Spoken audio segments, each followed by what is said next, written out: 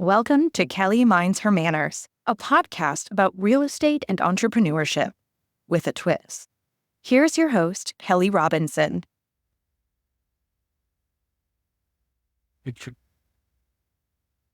Hi, thank you so much for tuning in to another episode of Kelly Minds Her Manners. Today I have Chirag Shah of Chirag Shah Coaching, who also happens to be my coach. I had this whole introduction planned for Chirag because he is such an incredible person, but I threw it all away because you need to listen to the interview. This is one of the best interviews that I've ever done with a guest, and it's all because of him. It is dynamic and touching, and I learned so much from it, and I hope you will too. So please welcome Chirag Shah. Chirag, I'm so happy to be speaking with you today. I have so much respect for you and everything you do, and I'm so grateful that you took the time out to let me use your beautiful studio and give people some really cool information and hear your story. I'm excited because you said these questions are going to be different than what people normally ask me. Let's get started. Your early life was marked by a humble and modest beginning. You began your career at a young age. You worked in your parents' stationery store in Larchmont, New York, and you had a lot of different experiences growing up. So how did your early experiences at the stationery store shape your understanding of customer service and business? Well, it's really interesting. So I could remember one particular time in life, well, two actually. The first one was I remember, when you're a kid and you see $100, you think you're rich. So my parents had these shelves behind where the counter was, and they had different things like films that my parents sold. I saw $100 there, and I go, "Dad, whose is that?" And they go, "Somebody dropped it." So my immediate answer is like, "Dad, we're rich." And my dad goes, "No, we are not rich." And I'm like, "Well, what do you mean? Like finders, keepers, losers, weepers, right?" My dad just shook his head. He goes, "Okay, first I need to take this away." Then the next thing my dad says, he goes, "This is somebody, what are you going to do?" And he's like, "I'm going to leave it here. Someone will eventually come back." A few hours later, a woman came back. She looked pretty upset, and she goes, "I've been looking all over the place. This is the last place I could think of." She goes, "By any chance did you find $100? And my dad's like, "Yeah, I did. Here you go." And I just remember the woman's face. And in that moment, I learned my first lesson: always do the right thing by other people. Fast forward, else's $100, right? Like they worked really hard for it. It is not ours. So I'm like, many years later, I was in high school at this point. I was old enough to understand business and life. My parents' stationery store is here. Maybe a mile down the road, they opened a Staples. Like right around the corner, they opened a CVS. The one thing about my dad is at the end of the day, my dad loved what he did. My dad doesn't ever complain. He loves his customers. He loves his job. Him and my mom worked there together. It's perfect for him. So I could just, all of a sudden, my dad was always the most relaxed person. I saw him being worried. And he got a second job as a salesman. And like, he was at, like, I'm like, "What's going on?" He's like, "Well, there's Staples here and everything else. And back to schools are big time for the year." I remember I was wondering if anyone was going to come. And one day I remember seeing a customer and asking this woman this question. I was like, "Can I ask you a question?" And I remember my mom and dad's face behind the counter. They looked like they wanted to. One of them looked shocked. My mom looked shocked, and my dad looked like he wanted to kill me. Like, "Can I ask you a question?" And it was a person I'd known for years in there, right? So I'd met her, her kids, her grandkids. And I go, "You could get the notebook that you're about to buy in your hand cheaper at CVS or Staples down the road. Why are you here?" And the lady laughed. And some of my parents, he's like, "We're so sorry." She's like, "No, no, no. He's young. It's a good thing to ask." She said to them, "CVS or Staples does not know me, does not know my children, does not know my grandkids." She says, "Arguably, your mom knows about me and my family more than anyone I know in my life. And that's why I come here." So I learned the most valuable lesson I could ever learn in relationships. It is a people business. And the more you listen before you talk, and the more you get to know like your customers, your client, your community, the better business you'll have. Yeah, that's amazing. Those are amazing lessons to learn when you're so young. In what ways has the ethos of service and gratitude been evident from your job at the stationery store and influence your approach to building relationships in your professional life? It was just the people, right? When I got out of college, I had no money. I was starting a career as a financial consultant. My dad always said he came here as an immigrant with $8, right? So he said, my store, parents' store, Futterman Stationery, is open from 7 to 6, 6 days a week, 66 hours a week standing, right? My dad did not believe in sitting. There was no chair or anything. He's like, "You're there. you talk to people, you stand your work. Wow. So my dad always said that was the easiest week in his life, only 66 hours. And I'm like, this is crazy. So I told my dad, like he was getting older, why don't I open the store and he would stay home? I have a little bit of money to go out and have some fun. So it was fine. Me having the business mind that I had, I calculated exactly how many people came, down to how much money they spent and how much money was per hour. And I looked at the lease. I'm like, we're losing this much money. And I started going back and forth with my dad about not opening the store till 9 o'clock. And then finally he goes, you don't get it, do you? I'm like, what don't I get? We're losing money. And he's like, no, we're not. He goes, all of those customers have been coming here for 5, 10, 15, 20 years. This is part of their life. And I'm like, oh, I get it, right? You'd go in there, there's one gentleman, John, he was a World War II veteran, and he would just come in to talk. There's another gentleman, Ira, who worked at the Mavis up the street. And he just wanted to talk about his day, and he would play the lotto every morning, and he would wait for other people to come just so he could talk to me and my parents. So I learned that there's just a gratitude and service, right? Yeah. Like being part of people's lives is so much more than just the transaction you do. So like, how it approaches what we do today, it's like we use words like unlock your promise and live more life. And, I look at these words as I have the luckiest job in the world. I get to play a part in people's business. It drives their life and ultimately creating more fulfillment. So that's kind of how the two connect together for me.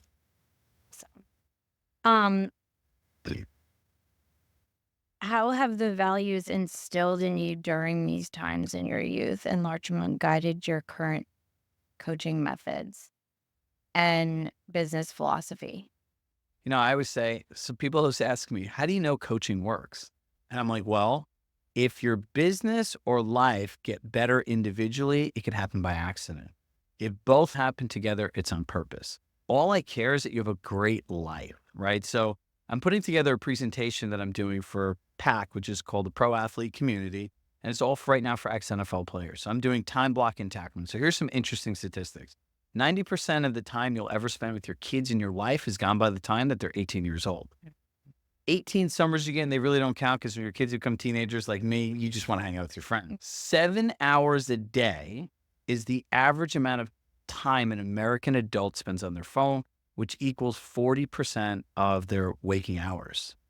Every time you stop what you're doing, it takes you approximately, according to studies, 23 minutes and 15 seconds. So when I look at my philosophy and I look at all of these different things, like my job when people sign up, it's not the time we share together. It is getting to where they want to go. Every person got into real estate for freedom, flexibility, limitless income.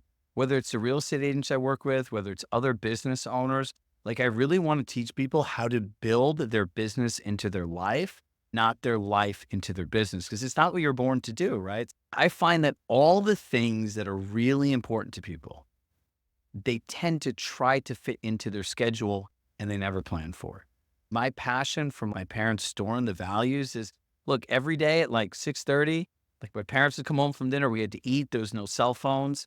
It was around doing the right thing. It was listening to people, having those relationships and conversations. Out of it, I could find any time in my life and be like, wow, this is such a unique experience to deepen my connection with somebody, get to know them better, get them to move forward. And that's the real fulfillment I get out of this job. When someone says, you know what, last year I took 4 vacations with my family, I ate dinner with my kids every day, and it was the best year of my business. That's amazing, and I know that about you. You really tried to hone that point in about fitting your business into your life. That's something you bring up over and over in your coaching. Most coaches don't do that.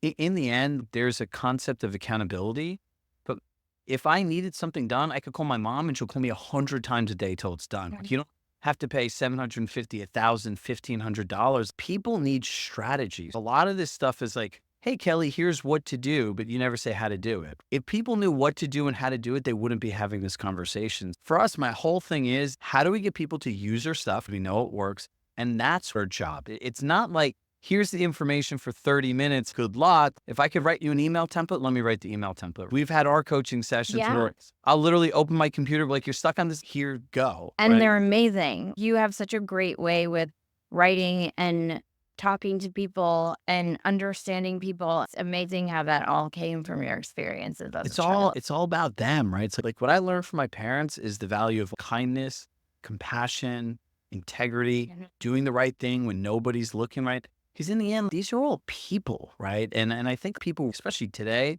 lose sight of that, right? Someone signs up for coaching for a year, like, okay, great. They made an investment of money, but that's not really what they did. They invest the one thing they can never have back in their lifetime. Yeah, you're absolutely right. And I think your values are also in line with the co-founder, Rob Refkin, of our company. I think that's why you guys are so close because you both have that integrity and those relationship skills and that empathy for other people. We used to joke around when I was an employee at Compass that you could write Robert and he'd write you back faster than anybody, And yeah, right? He's just the most, look, there are people I really respect in the world. Robert Refkin, in my mind, is the hardest working human on the planet. You can see him in any other CEO of a publicly traded company that spends all of his time with customers. You could see Robert in an office in New York City. You could see him in an event talking to a group of Compass agents in Texas at a dinner.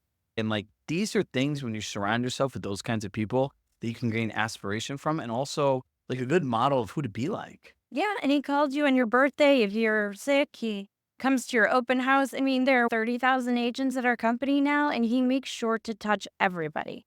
And that's part of the reason I came to Compass was because of people like you and like him and the values, not just the technology. It's because it's so rare in this industry. Yeah. I mean, be a human, right? Some people it's hard, It's hard, yeah. unfortunately. But that goes back to your question, right? Like values. As a parent, I have two kids, right? My daughter Valentina and my son Chirag. Look, the most important thing that I can hope to give my kids is good values. People look at me and think, wow, he's very well put together. Maybe because I'm Indian, people think it was very structured. Mm. But like, I would say that people have bumps in their roads. I have potholes. Like this was something that was made. I was a terrible student. I failed classes in high school all the time. No one in my life would have ever thought that I would amount to this besides me in my mind all the time. And I believe my mom, who had the most patience in the world for me, and the only person I think in the world that could have been my mom, and my mom's brother, my uncle. He's always going to be fine, right? You can be anything you want. 4 years ago, when I got to Compass, or 5 years ago at this point, someone said, go drop time on a Google Calendar. I said, well, what's a Google Calendar? I didn't even know. Yeah. Anyone could be anything they want. And you don't need to have your past define your future. Your future is a set of choices that you get to create every day through your actions. I believe in failure. I embrace my failures. You cannot take that failure away from me because that was my learning experience and that's how I grew.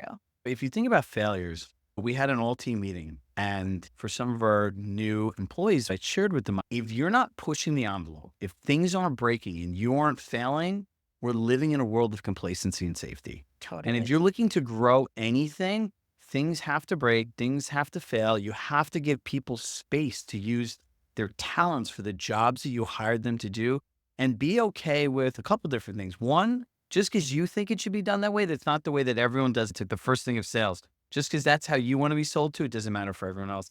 And the second thing is when you get mad at somebody when they fail, you know what you're teaching them to do? Lie and hide, Hmm. right? You need to give people space to make mistakes and grow, right? So like I would say, if you're not failing and things aren't breaking or going well, you're not pushing yourself hard enough. Yeah, I agree with that. Can you share a pivotal moment that influenced your decision to pursue a coaching career or an aha moment? I've had a lot of aha moments in my life. Actually, there was a conversation I had with Julian Berkeley. When COVID happened, a lot of people don't realize Chirag Shah coaching started on April 1st, 2020. So I gave up my director level position, my great stock, benefits, and everything. I had a family, and all of a sudden the whole world crashed. So I started a business and I believed everyone, I always remind people, everything we see here today is based on things that everyone told me not to do. Hmm. But having a vision is believing in something beyond other people's thoughts. My life was going well. I had a handful of clients. Coaching is in exchange for time for money. I believe in providing high level support. I was doing really well, better than I did financially working at Compass, and I was content. I remember talking to Julian, who's a good friend and someone I look up to as a mentor. I go, Julian, I'm good. And he goes, well, what do you mean? I'm like, I don't need to do more than this. Have a great life and everything else. And he goes, no. He goes, you have a massive purpose. He's like, I'm telling you today, in this moment, you need to dream bigger. Like, what are you doing? He's like, I know you from when you worked here. You're the one guy with the craziest ideas, and you would never stop till somebody agreed to do them. Or they just literally like, it's like, you say this again, you're getting fired. Yeah. I mean, God bless Rory's soul for dealing with me for all those years. And so I was like, you know what? You're right. He's like, look at all this impact you're having during COVID when people are in lockdown. I look at coaching as this golden triangle, right? And it's mindset, performance, tactics. Mindset is the ability to think through things differently than you do today. That all has to do with psychology. Performance is the art of getting things done and getting yourself past that place of, all right, this is what I'm used to, but like that's calendar, that's time block and cycling. And there's tactics is what you have to do. Depression, anxiety, and all this stuff has driven their business. He goes, you can't stop. You got to start dreaming bigger. And in that moment, I was like, you know what? Let's go. And then I started dreaming and hiring people, right? So like I worked at a company that had thousands of employees and was told you do everything at scale. So I just started hiring people. And based on that moment, I remember it was what was it? The fall of 2021. You were there. Everyone, they had the surge of the Delta variant, and I wanted to do an event. And everyone's like, you don't do an event, it could get canceled, you get this. But I knew people needed to be around people Yeah. again. So I had a team at that point. I had 5 salaried employees, a few coaches, and like everything I worked for was just reinvesting, right? That aha moment with Julian was like, I have to dream bigger. And like, that's what Robert would say, right? Robert told me the best traits in entrepreneurs is that they're delusionally optimistic. Yeah. I said, Robert, if that's the trait, I might be one of the richest people in the world because my ideas are out there. So I remember going to the Brooklyn Bridge Marriott on my own, which it's funny, no one would think I would do this. And I signed this huge contract guaranteeing hundreds of thousands of dollars in food and beverage minimum and AV. And I put down a deposit. And I told my team, hey, here's the date, here's the thing. They all looked at me like we're crazy. My executive coach, because you have no idea what you did. I'm like, I don't know. I'm like, we're going to do an event. He was like, if hundreds of people don't come here and people also don't buy your program, you're going to bankrupt your company. And I was like, oh, no sweat. So we had a call with all of our coaches. That was during COVID still, right? So people were home and my kids were fighting downstairs. I was the only person in the house. Go down, I had my AirPods on. And I remember all the coaches, but you got to love Chirag. So optimistic, but no one is coming from around the country to come here. No one even knows who he is in these regions. He said, we'll probably get 100, 150 people. We'll be able to help him save the company.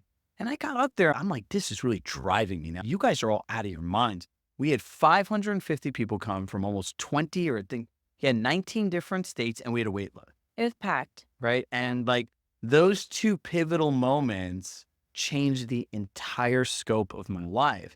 But if Julian never told me to really push myself in that moment, that was it. Yeah, well, it's also believing in yourself too, and having the values that you have are so important because people want to be around you. You are a magnet for other people, so of course you're going to draw a big crowd. Just that other people are too afraid to do something like that for themselves, right? But you know deep down inside that you have what it takes to get that done. If you're not all in on you, the world can't be. Same thing with this office, right? Everyone Yeah. told me this is right when the economy was going down. Rory, I remember him telling me this. We had this conversation and he's like, how much have you have in that office? I was like, I don't know, like 60, 70. He goes, just walk away. Just walk away. Just give him all the money. I'm like, no way. And like, I had this whole vision of like having this studio and an event room and like a full production studio.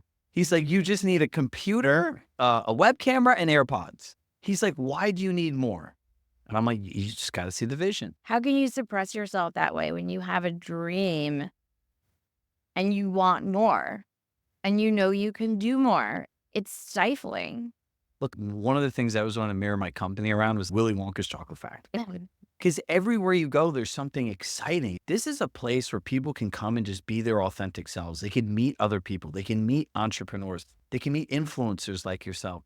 We can host our own events and help people share their message in the world through content as them. People just need that push to say, here's who I am. The right people will always be behind you and the wrong people will leave. Yeah, that's absolutely true. Can I just say one gripe? I hate the mini microphone.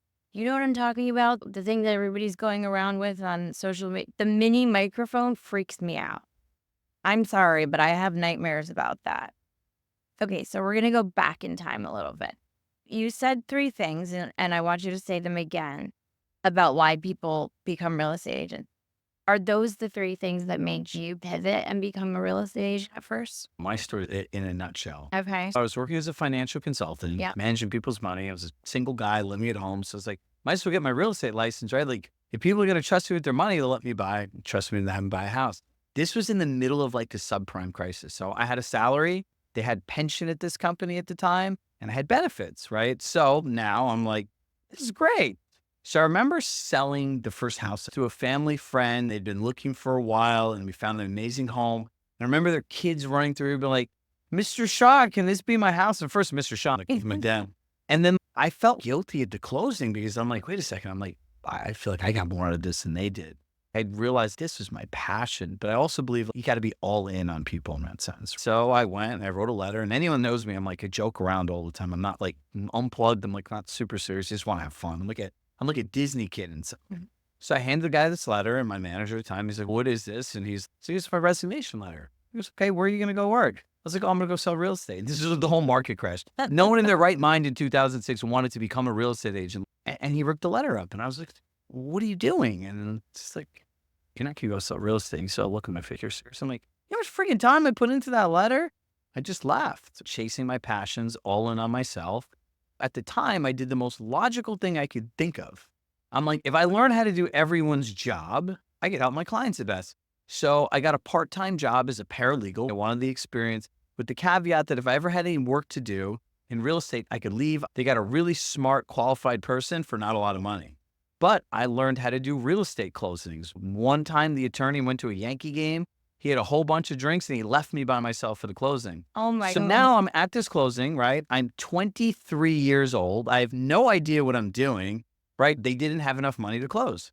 I had to go and renegotiate and pretty much cut everyone's fees. I put the whole thing together. In the end, the two people were getting divorced. And the woman says, I've been calling this lady for 3 months, telling her, like, you have to. She goes, oh, okay. Now someone is going to buy the house. Like, I'll start thinking of getting out. I'm like, are you kidding me? So we had to do a post-possession agreement. And so I did that. Then I had another friend that was a mortgage broker. So I went to work with him as much as I could. So I learned mortgages. So I can tell you about all the different loan programs, front-end DTI, back-end DTI, FICO scores, PMI, FHA, MIP, all of these different words. So I figured that if I learned how to do everything, that I would be of best service to my clients. But Yeah. it was hard in the beginning. There weren't that many sales. And then I went and I learned short sales. Short sales was really interesting at the time too, because again, it's like, that's where you could really help people. There are people underwater, they had no idea what to do, but they didn't realize if you knew what you're doing, you could call the bank, you can get the broker fees paid for, the attorney's fees paid for, you can get a moving stipend. The most fulfilling client out of any short sale. I remember a woman, mom, 4 boys. She had 4 boys. And she raised all her kids. Her husband had an affair and left her with nothing, literally nothing. They took her car, they took everything from her, and she was stuck. And I remember this woman being a basket case. The people that bought her loan, they just had no idea what they're doing, right? Her house was worth significantly more, but it was so far behind that it was like, it was unfixable.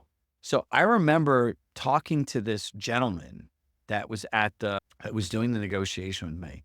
And I got her $75,000 cash for keys. Then I got her another $50,000 in moving expenses and other things. And she's like, I just remember her just being in tears and being like, I can't believe this. Like, I'm able to start my life. I'm like, yeah, you'll be fine. That's right? amazing. I found from a young age that moving is such a big part of people's lives.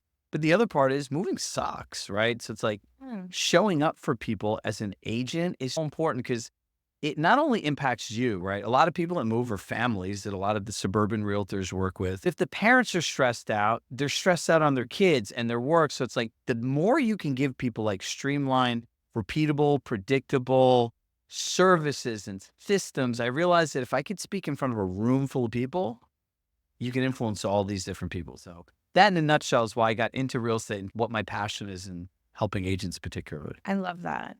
Can you share your journey from being a real estate agent to then being a broker and then becoming the director of coaching at Compass and later founding Chirag Shah Coaching?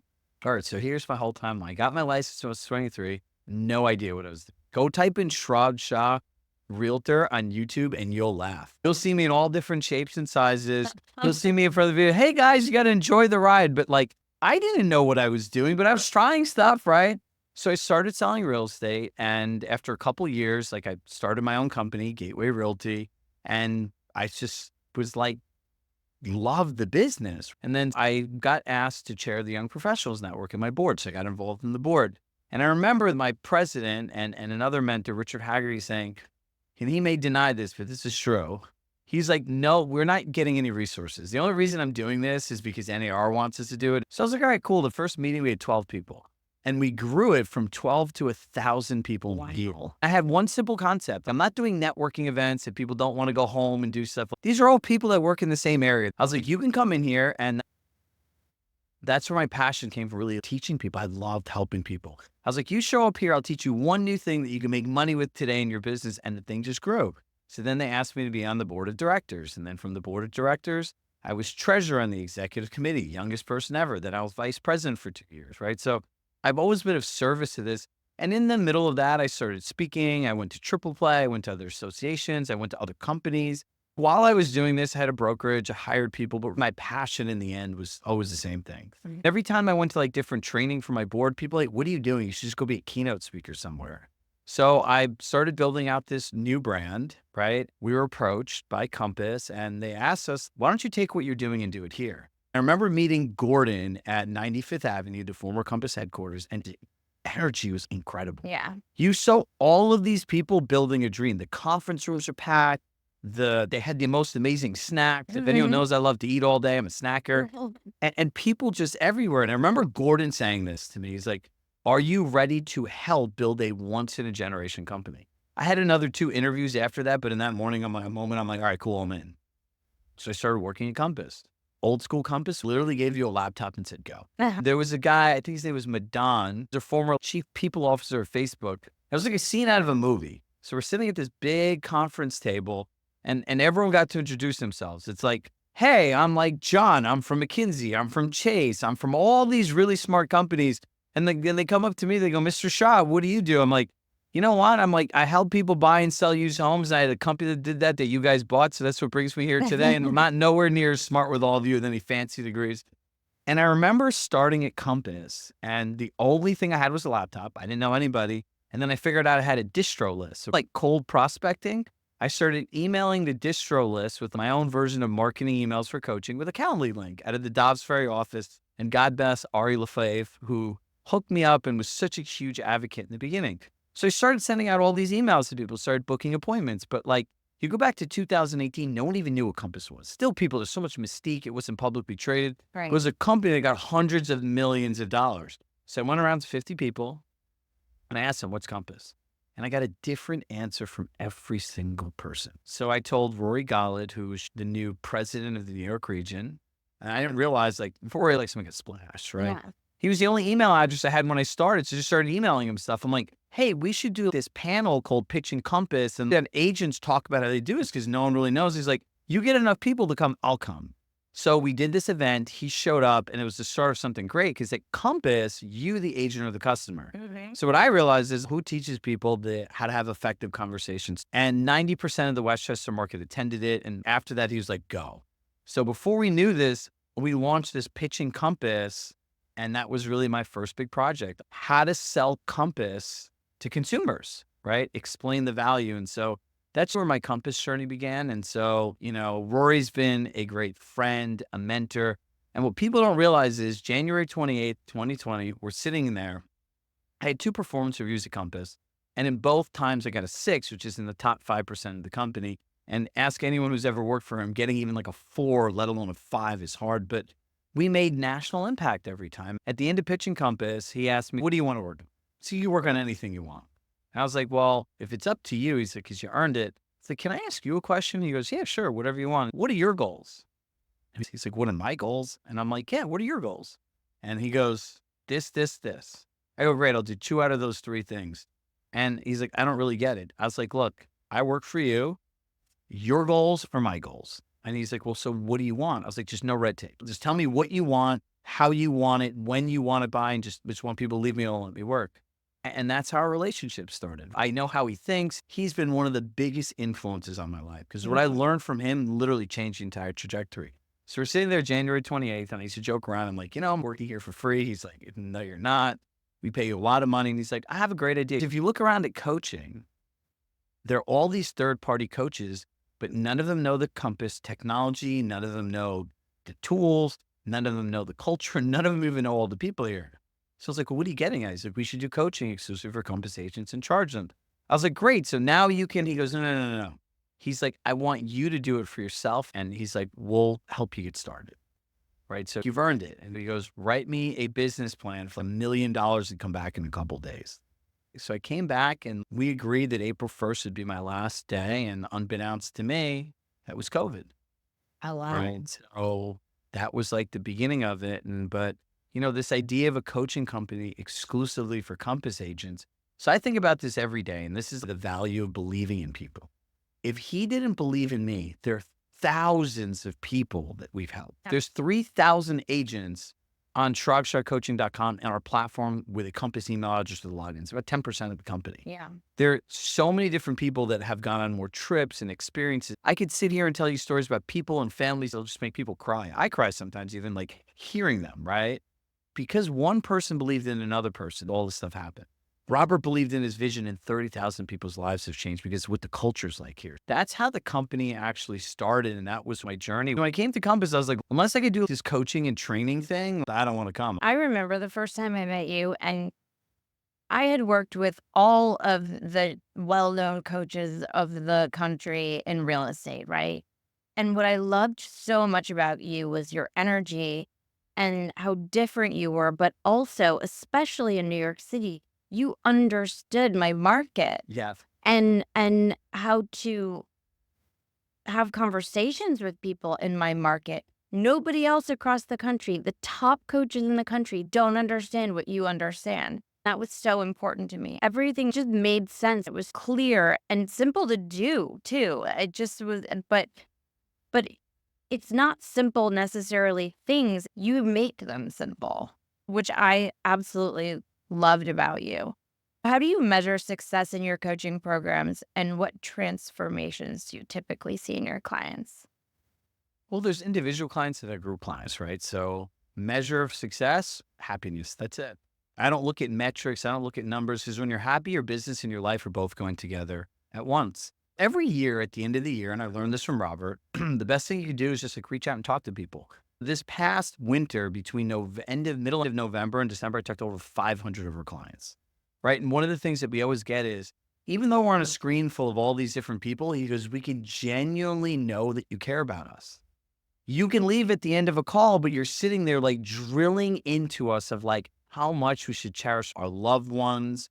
And it's not about people like you need to draw boundaries in your business. You need to do a win-win, right? Like a structured process of communication is great for your clients and it's great for you. So like that is really like my measure of success, right? There people are happy building community, care, collaboration, and clarity. Those are the words that we live by for our clients, right? It's all about building community. People ask me, how many clients do you have? I say, I have 0 clients. I have a community. These aren't clients. These aren't people that just like pay money for a service. Like you join our Chirag Shah coaching community, you're going to come to an office. We have live events. We have accountability groups. We share referrals. We connect people. The coolest thing is when someone's new, like we have an agent or mastermind who came on a group call. She's come in here 4 years and I don't know anybody here.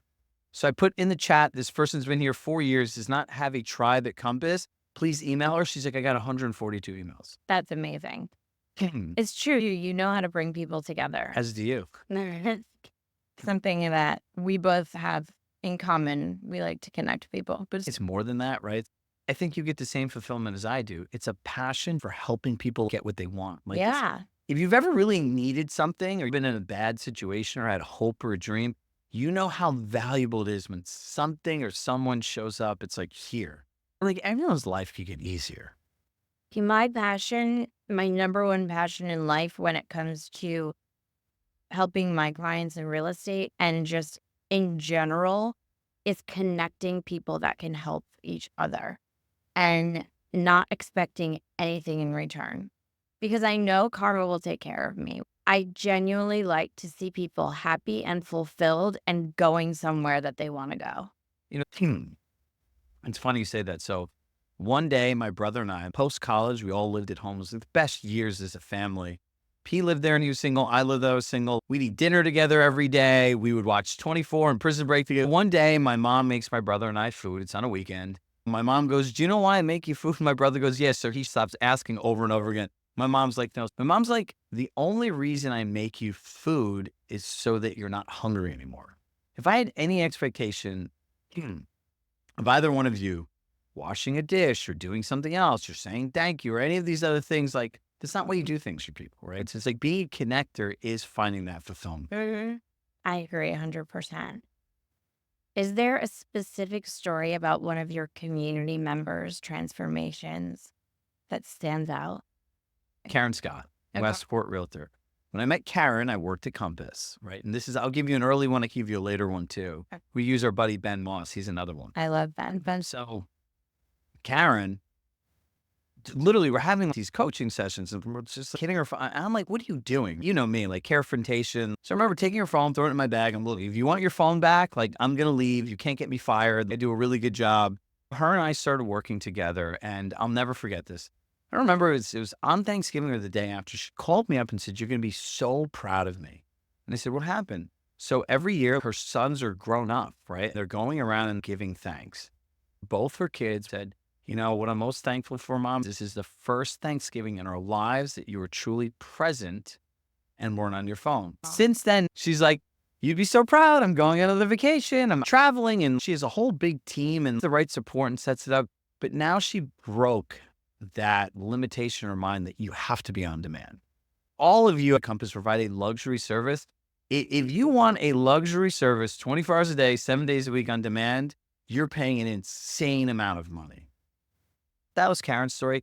Ben's story is great. Ben's wife, Christiana, was my mindfulness coach Oh, during really? COVID, right? She helped me get out of her head. So if anyone's looking for a mindfulness coach, Christiana, I think, is like best in the world. And so she said, "You and my husband," she said, "You and my husband are like kindred spirits." So she set us up on a call, but she's like, "Just remember, I was like your friend first." We have this joke that she says to both of us. She's like, "Ben, you're still my friend." Yeah. So Ben's like one of my best friends. We got on a Zoom call and we spent maybe 2.5 hours talking about everything besides work. The next day, Ben sends me a text. Ben Moss is the national director of sports entertainment. Mhm. Ben goes, "I know you're really busy. Would you consider coaching me?" I'm like, "All right, cool. What do you want to do?" I like people that want to dream big. During the pandemic, my family went to Stowe, Vermont. I'd love to figure out a way to be able to go there every year.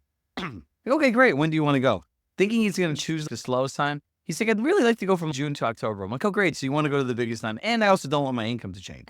Okay. Anything else? Like I might as well be Aladdin rubbing a genie that day. It took us about 18 months to do it. For the past year, Ben was in Stowe. His Yeah. business hasn't changed. And he'll send me pictures and videos in like fields and farms and like, it's really cool where they go to their backyards where people are just hanging out with their kids. It's like another world. When I see those things happening in people's lives, it makes you realize that you could live in a world of possibility. And think about how much better it is for his young kids, his family, his wife, the experiences they're having. He's a great guy too. I call him Zen Ben, and he claims that he has not always been Zen Ben, but No, he is he's not. super Zen Ben now. No, he was actually the complete opposite. Yeah, that's what he said. So back to your coaching philosophy. Can you share a significant personal challenge you faced and what you learned from it, especially in the context of your mentality and your philosophy? Getting divorced. Yeah. So, I'll be the first one to say it. I've made as many mistakes and I coined myself an accelerated mistake maker. But look, when my son was born, I went to every doctor's appointment. I put him to bed every night. Every single time he woke up, I did all the nighttime feedings. It's the most amazing. My daughter needs to be a princess, and I omitted the principle of every system I created. The basic thing, kids spell love with the word attention. For the first few years of my daughter's life, I have videos of her going away me, away me. And to make a long story much shorter here, it's like She didn't even know who I was. I couldn't pick her up, couldn't put her in a nap, couldn't feed her. She was nicer to strangers. I remember one day her telling me, Daddy, I was really mean to you when I was little. And this is when I just started working at Compass because now I have my own business. I also was an entrepreneur. So I had my real estate business. I did consulting. I did speaking. And now I was just like, focus on one thing. So it's a lot more present in my house. Right. And she goes, I'm like, oh, here comes the apology. And she goes, you know why I was really mean? I go, why? She goes, because you're like a stranger, Daddy. You're never here. And when you're here, you're on your phone all the time. All you do is work. It's like it took all this time to rebuild it. But I also know you have such finite time with your kids. So then I got divorced. So I already have this 90% of life thing. And then literally now half the time is taken away from me. So now I have to start thinking, what am I going to do now? I work 60, 70, 80 hours a week. So I've had to reorganize my entire business. It was really hard because in the beginning, I didn't tell anyone I was divorced, right? And like I threw myself into trying to run a marathon. I went like 1 month without running no miles. The next month I ran 150 miles. Like the following month I ran 175 miles. I did 4 half marathons by myself in Westport. And like I just threw myself into all this stuff. So people thought I was crazy, right? And I was trying to sell myself that this didn't happen. And to a certain extent, there was like an embarrassment of failure. I didn't tell anybody. So all of those people that were closest to me, one of my dear clients and friends, Josh Muncie, goes, why didn't you tell me? He's like, you cheated me out of the thing as a friend I could have done. I would have wanted just to drive there and spend a day with you.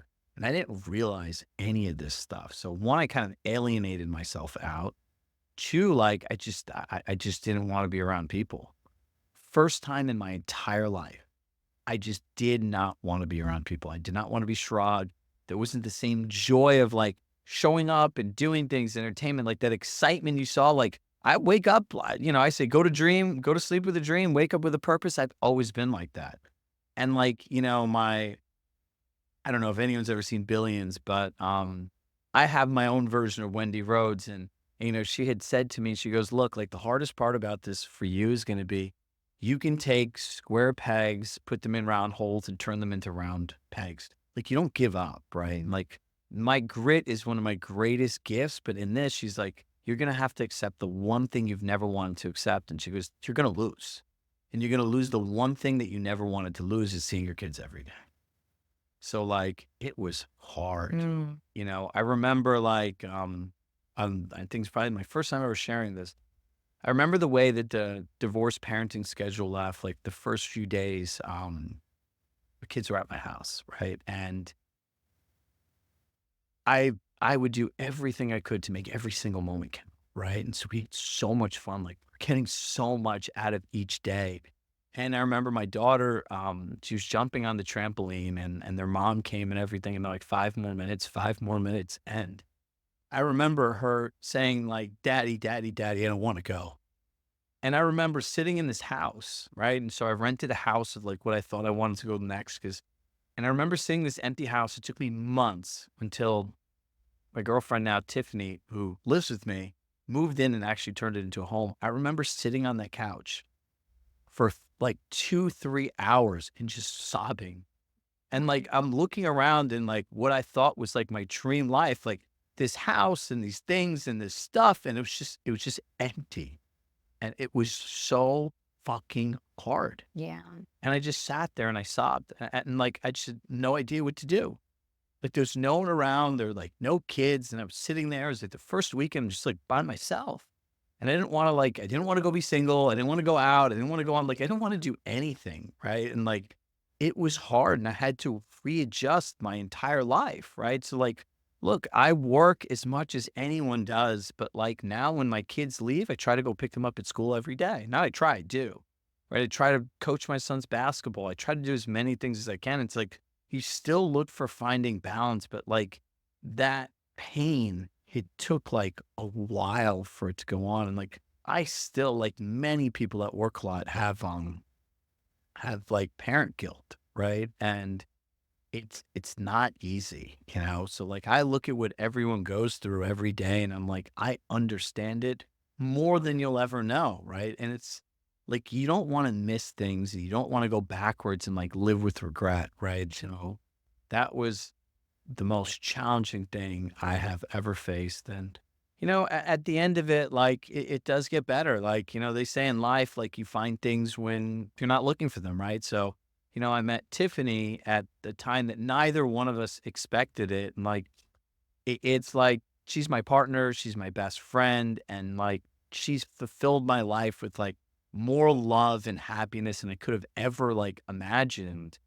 But even, like, throughout that process, it's these parallel paths, right? Like, so it's like I'm in a much better place now, and between the 4 of us, we have, like, our own little great family, and, like, these are the best holidays from, like, decorating the house for, like, Halloween and the Thanksgiving and making our menus, and, like, she had said she's like, "Why are you decorating outside? Like, let's focus on the inside. Do you live outside the house, or you live inside?" Inside, so I remember us, like, putting up all these lights and things and, like, making little videos with the doors, like so, like, at the end of pain, it is a better world, Mhm. right? So it's like, don't cry to quit, cry to keep going, and, like, I had to find, like and then you say the biggest challenges is, like, 1, like, I was ashamed.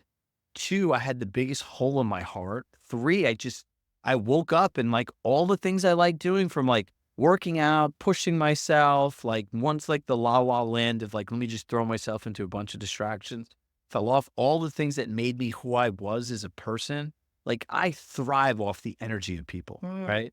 And I was just like, I didn't wanna do any of these things, and then on top of that, like, I have to refigure my schedule and their kids and, like and the other part is every single day, I have to show up because I have an obligation to the people that want to invest in themselves to grow their lives.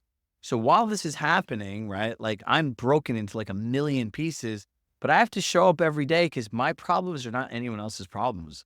Because I have stuff going on in my personal life, it cannot and it will not ever impact the quality of work we do with other people. So no one had any idea, right? Like people thought I had like the Brady Bunch life. Yeah.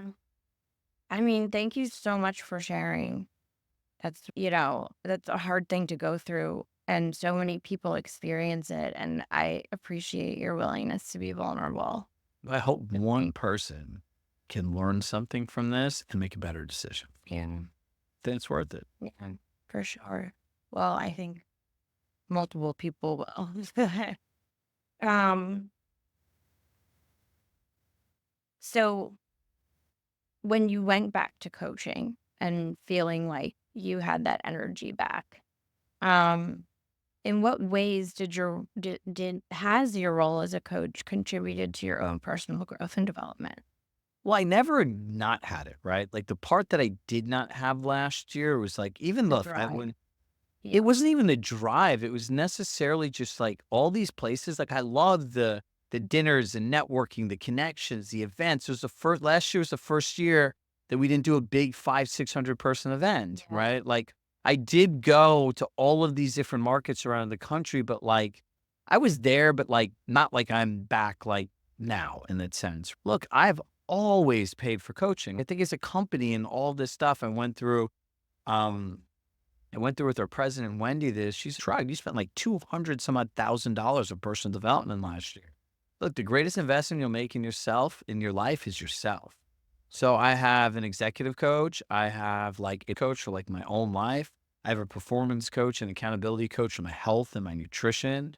Right. And look, I believe that if you want to get somewhere faster, you can invest in somebody who knows it, who's done it, and knows how to teach it. Right. So I look at signing up for coaching, and if I'm going to a new service as a recommendation, the number one question I ask coaches are, what have you done with your own business and what percentage of growth have you had over the last 3 years and why?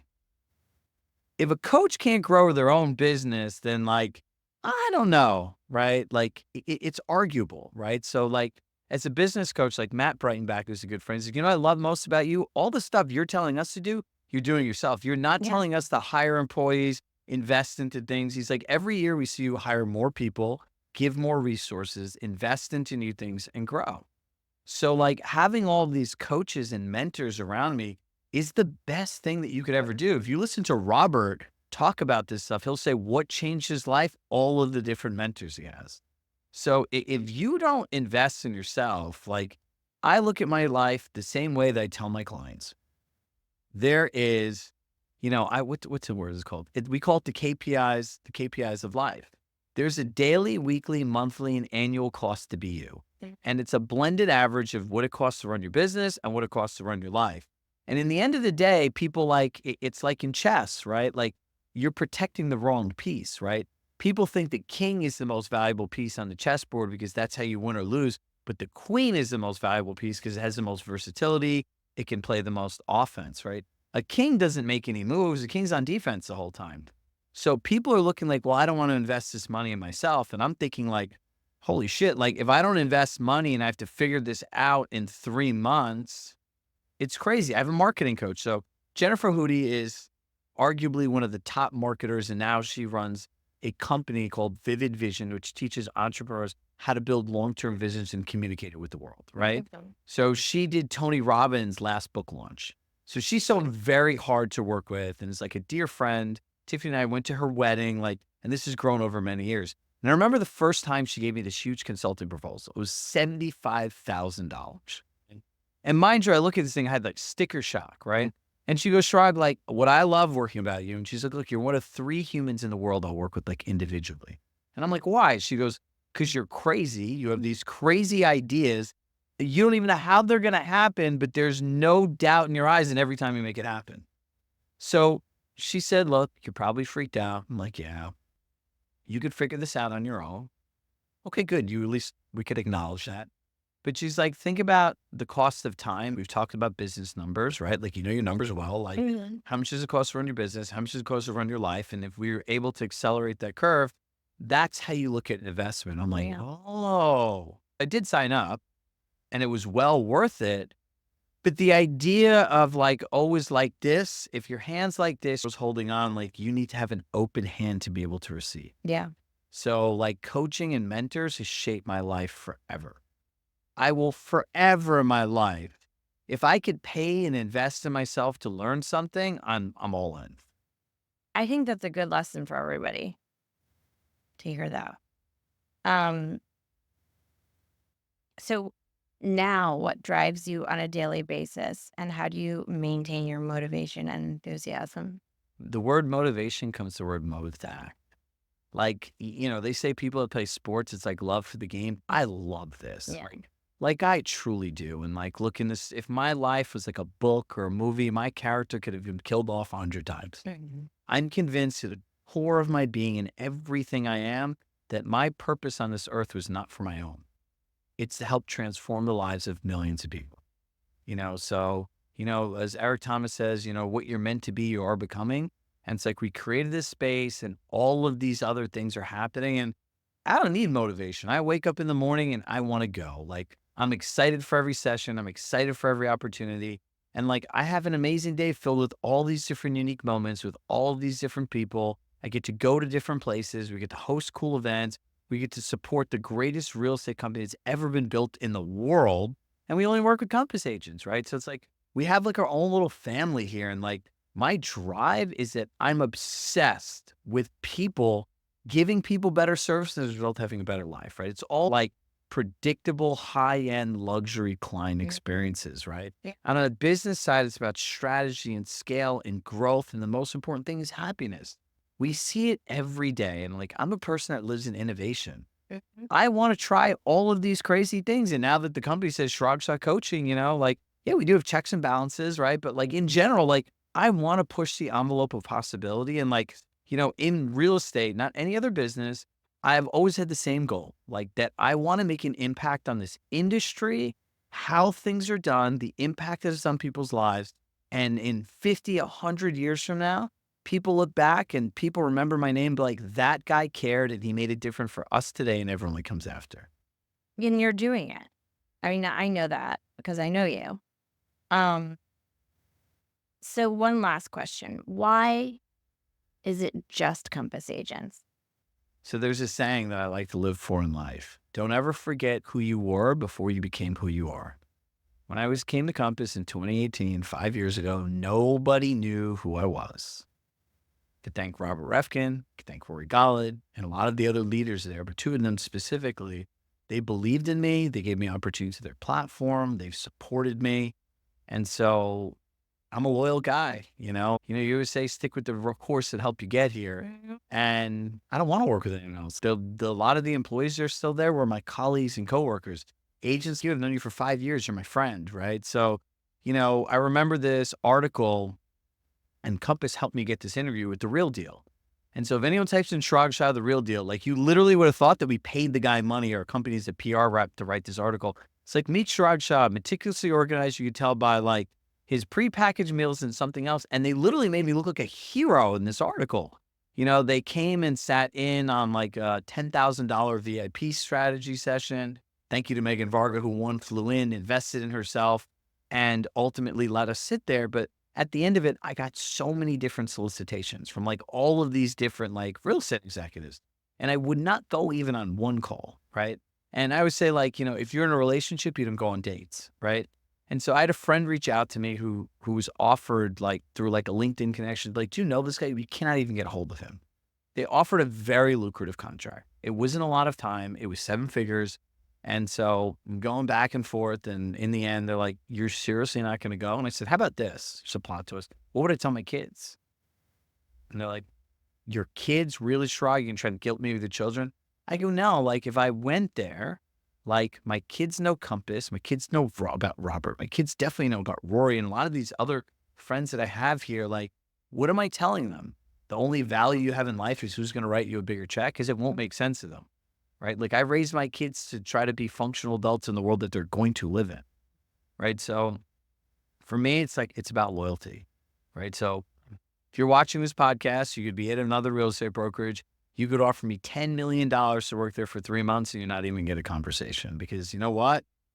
I'm a black and white Compass agent, right? Those are their colors. That's what I believe in. And quite frankly, the other thing is, I truly believe that if you don't list your house with a Compass agent or work with a Compass agent, if you gave me 3 minutes, I could quantifiably show you why you would not have as great as an experience, why you'd have less opportunities, and why you're not going to get enough equity. So I believe in the mission. I believe in the vision. I know this stuff works, right? So, I have to stay true to like my values and my belief. Like I'm not for sale. Like I'm a person, right? Like the best part about having your own company is you get to make the choice of who you align yourself with. And I choose to align myself with Compass. And I have so much respect for you for that, because for me, loyalty is my one, it's my number one deal breaker with anybody in my life. If you're not loyal, I'm going to be so loyal to you.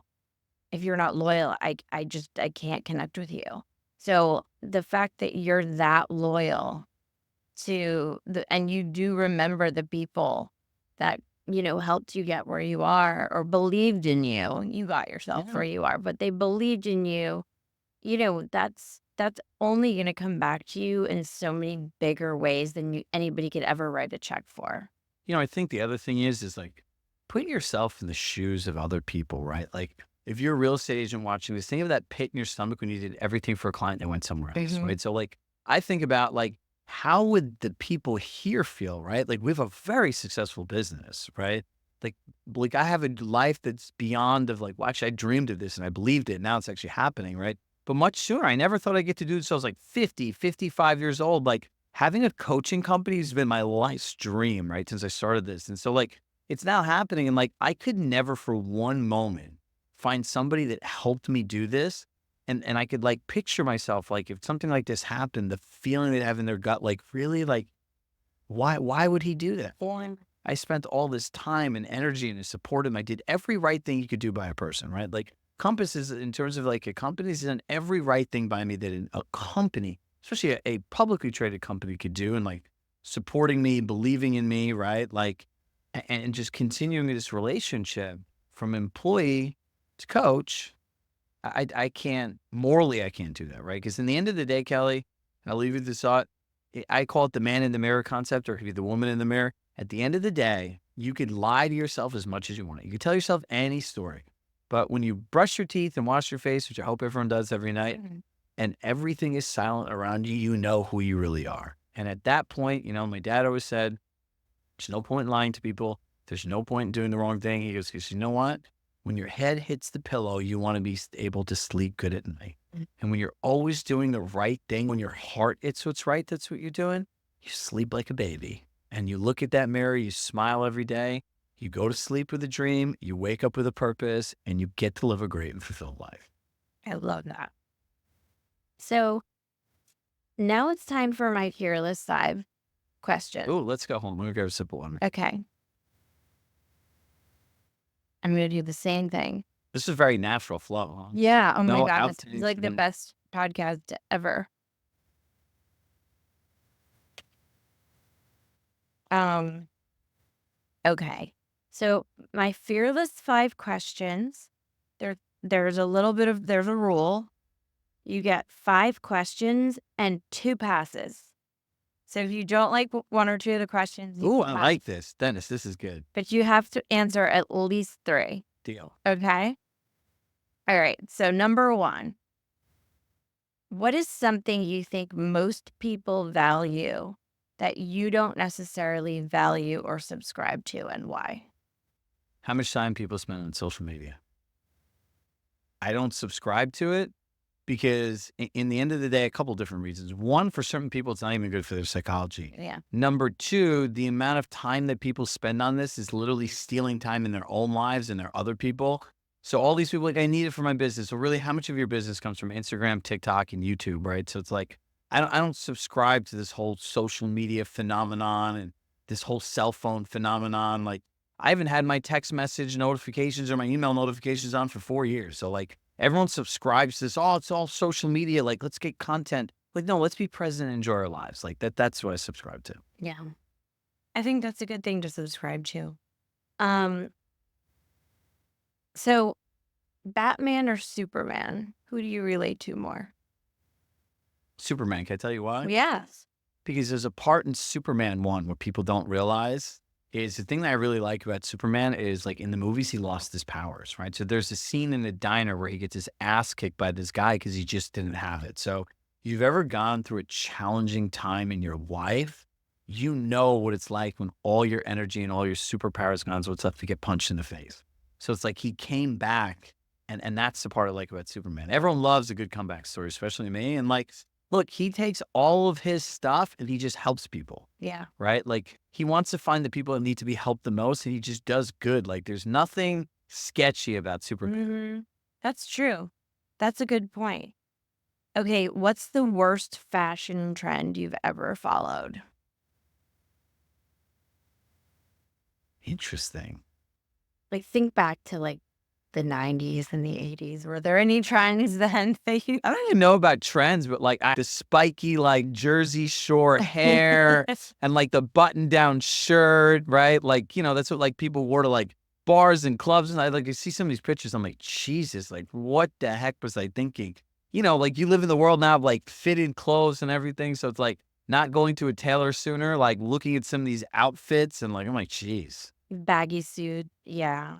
Yes, baggy suit. The baggy suit stripes. Oh, wait. Wearing a suit all the time. Yeah. Baggy suits and ties and like shoes and like, like the cuffs on the pants, The like cuff that you can't uncuff. 'Cause yeah, they're exactly. sewn on. Like the big pleat stripes. Oh man. I'm actually going to answer all 5 of your questions. I could. I hope you do. Okay. What's the best advice you ever received? Well, it wasn't advice, it was more like a lesson, Okay. right? So my dad is like Yoda. He's made all of these people around him in his life tons of money, right? Everyone goes to my dad for advice, right? But my dad was a guy that just went to work, never bought an investment property, never did anything. And I used to push him and push him and push him. And then finally, when I was in real estate and as an adult, he was going to buy his first investment property. And then I talked him. I said, yeah, you shouldn't do this. He's giving him all these reasons. He goes, what kind of hypocrite are you? Yeah. He goes, I heard you till nauseum. And I sat there because you're my son, listening to you say the same thing over and over and over again. I said, Dad, but you taught me the most valuable lesson in life. I go, look, whatever the cash flow was like a couple $100. He was retired at the point. So I'm like, this is a significant down payment. I go, Dad, look. I go, you taught me the most important thing I could ever learn in life. He goes, he used to tell me all the time, like, I don't need this. He's like, look, at the end of the day, I love what I do at work. I come home. I get to share time with my wife. I get to share time with my kids because I'm happy. I don't need anything else. And I was like, my dad taught me the true value of fulfillment. That was like the best advice. Like when you go home, it's different for everybody. when you could go home and really be present, look forward to going at home and just enjoying what you have and where you are and not this dumb shit of destination happiness of when I get there, this thing happens and we have those people are never happy. So that was like the best lesson and advice I've ever gotten. Do you have a favorite book on business or personal development? One of the books that, well, I'll give you two books, right? Every person in life should read David Goggins' book, Can't Hurt Me, because at the end of that book, if you can't be motivated to get more out of yourself, I'm sorry, you might be hopeless, right? Like I remember reading that book and like I was in my fitness journey where I was like fat and like 60 pounds overweight. Could like barely do like a push up and a pull up or anything like I that. can't even And I remember, imagine. oh yeah, it's like my brother literally told me, and he makes pretend like this didn't happen too.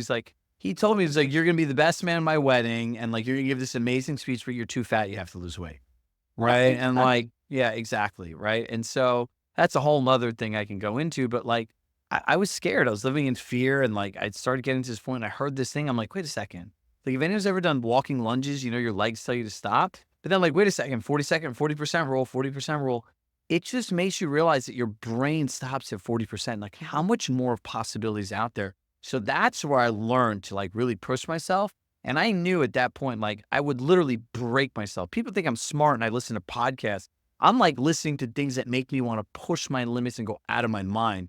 Dripping sweat by myself, hot sauna, cold shower. And like, that's where I learned the hardest thing you should do is that gym workout because the whole Mhm. rest of the day is easy. But then for anyone here, and there are many people with the way the economy's been last year who feel kind of stuck, the best book I ever read is a book by Brendan Bouchard called Life's Golden Ticket. And it says, if life was to give you a second chance, would you take this golden ticket? And it's a book that's actually a fiction book. And it's about a guy that works all the time. He's overworked. And his wife all of a sudden goes into a coma. And before she goes into a coma, she goes, you have to go to this place. It's where magical things happen. And it's him going through like this, like a carnival or a zoo or something like that. And there are all these different lessons. Sure. And so it's like, one of the lessons was, I'll never forget this one. It's like you tie a baby elephant to a tree, and the elephant's the most powerful creature in the entire forest, right?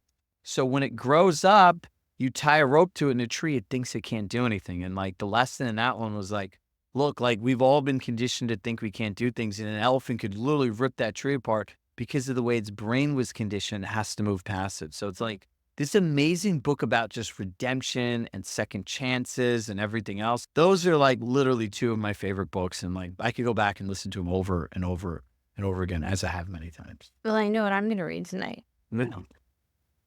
Okay, so before we conclude, is there anything you wish I'd asked you that I didn't ask you? And we could be, listen, my life is like a Netflix TV movie. We could be here for like 3 hours. I just think if there's one thing that I could really tell people is like choose your heart, right? And it's not like some Instagram cliche, but everything is hard, right? Mhm.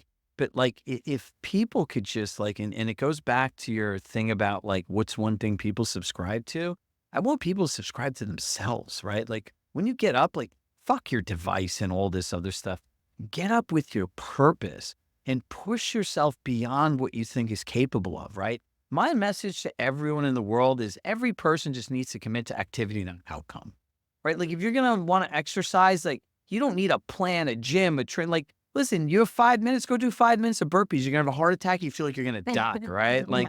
But it's like, just subscribe to yourself, right? And like, don't be so hard on yourself and let these things go. And like, look, life is meant to be lived. Like live with passion and purpose and look to connect with people deeply each day and every moment and every time you're with another person, it's another unique experience. So, like, if you close your eyes and you can see your life as like a film, like, what do you want to do in this one wild and precious life that you have? Just live. And if you truly live, you'll have fulfillment beyond your capacity. Push beyond what you think is possible for yourself because anything is out there for anyone. I would say the only thing you can't like imagine being is a professional athlete because you need a certain size, And skill. I'm like, I could train basketball for the rest of my life. I'm 5'8" on a good day. I'm like, I'm never going to be an NBA basketball player, right? Like, it's just not happening. But in general, though, believe in people, possibilities, and opportunity. All the people you need are already in your life. The world is filled with possibilities for you, and there's opportunities everywhere you go, right? So, you just have to open your eyes and sometimes really just appreciate what's in front of you. Yeah, I think that's a great way to end the session. And I'm so grateful for you. I'm so grateful for this time that we've had together. Every time we speak, I learn something from you, and not just about, but just about life in general. And I'm just so grateful for you as in my life, what you shared today. And after this, I'm going to give you the biggest hug. So people can find you on chiragshahcoaching.com, and we'll have all of your other links to social media and everything in the show notes. And come visit us at our studio. Yeah. Thank you for watching and listening to Kelly Minds Her Manners. Make sure to subscribe to the show, and don't forget to leave us a review to tell us what you about the. You can connect with Kelly at Kelly Minds Her Manners on Instagram and TikTok, or on our www.kellymindshermanners.com. And 29 doing